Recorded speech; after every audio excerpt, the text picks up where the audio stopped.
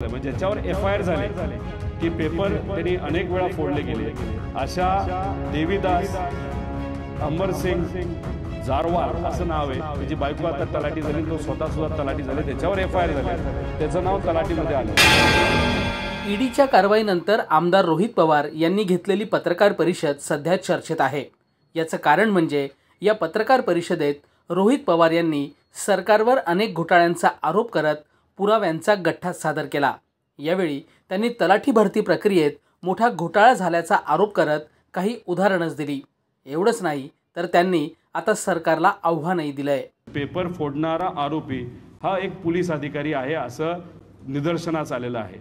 आता याच्यामध्ये त्या व्यक्तीला 200 पैकी 201 नॉर्मलायझेशन मेथडच्या माध्यमातून तिथे मिळाला असावं, पण ही व्यक्ती कोण की जो पोलीस विभागामध्ये काम करतो, 2019च्या आधी सुद्धा त्याचं नाव पोलीस भरतीमध्ये काय पेपर फोडल्यासाठी आला आणि 2019ला जेव्हा BJPच्या काळामध्ये भरती झाली होती तो पोलीस भरतीमध्ये उत्तीर्ण झाला, तो पोलीस झाला आणि त्याच्यानंतर आता असं कळतंय की त्याच्या बायको आता तलाठी झालेली आहे आणि त्याचं नाव सुद्धा तलाठीमध्ये आलेलं आहे। म्हणजे ज्याच्यावर FIR झाले की पेपर त्यांनी अनेक वेळा फोडले गेले अशा देवीदास अमरसिंग जारवाल असं नाव आहे, त्याची बायको आता तलाठी झाली, तो स्वतः सुद्धा तलाठी झाले, त्याच्यावर FIR झाले, त्याचं नाव तलाठीमध्ये आलं आहे। जलीम आईचं मंगळसूत्र विकून असे युवा प्रयत्न करून सुद्धा त्यांचं नाव तलाठीमध्ये नाही झालं, पण त्यांचं इथं या व्यक्तीचं तिथं आलेलं आहे।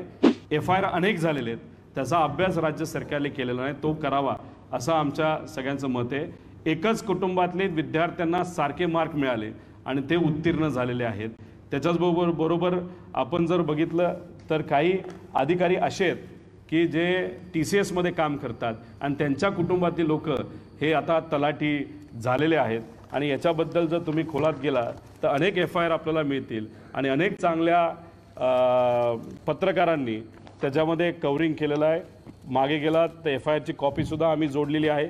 आता ह्याच्या व्यतिरिक्त अजून पुरावे आम्ही काय द्यायचे, ह्याच्यामध्ये 1000 रुपये तुम्ही का घेतात CCTV कॅमेरासाठी, चोरी होऊ नये म्हणून सुद्धा तिथं तुम्ही जे मोबाईल रिसेप्शन असतं ते बंद व्हावं यासाठी सुद्धा तुम्ही पैसे घेतले, पण तिथं मोबाईल चालू होते, त्याच्यामध्ये मास कॉपी झाली आणि ह्या सगळ्या होत असताना या गरीब मुलांचं काय आहे आणि त्या गरीब मुलांना तुम्ही म्हणताय की पुरावे द्या, आमच्यावर तुम्हाला कारवाई करायची असेल तर तुम्ही मोकळे आहात, आमच्यावर तुम्ही कारवाई करा, पण गरीब मुलींच्या भवितव्यावर जर तिथं काही चुकीच्या गोष्टी होत असतील तर त्याच्या खोलामध्ये जाण्याची जबाबदारी ही राज्य सरकारची आहे। रोहित पवारांच्या या आरोपाला महसूल मंत्र्यांनी तातडीने उत्तर दिलं। एवढंच नाही तर त्यांनी विरोधकांनाच आव्हान दिलंय। खरं म्हणजे याच्यामध्ये झालेल्या विसंगती त्यांनाच वाटतं भ्रष्टाचार झालेला आहे, त्याचं एकही उदाहरण ते सांगू शकत नाही।